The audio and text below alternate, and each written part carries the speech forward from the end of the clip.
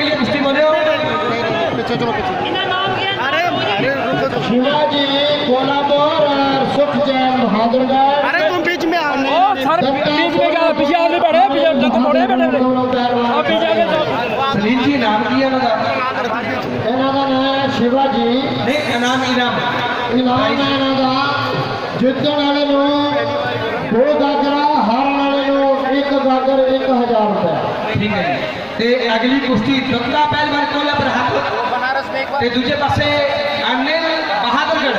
जितने वाले लोग 2 गागरा हारने वाले लोग 1 गागर 1000 रुपए। ठीक है जी बहुत बहुत धन्यवाद साढ़े सुनील जी बड़िया सवामा स्टेज तो दे रहे हैं ते काम ज़्यादा ही औखा है क्योंकि जिथे वो खड़े हैं उत्थे तक गल मुश्किल बनी पई है।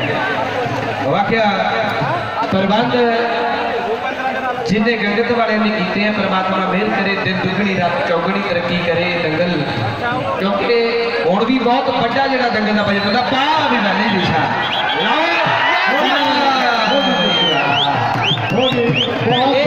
नौजवान महाराष्ट्रातील सर्व कुस्ती मैदाने घर बसल्या पाहण्यासाठी कुस्ती मल्लविद्या यूट्यूब चॅनल सबस्क्राईब करा।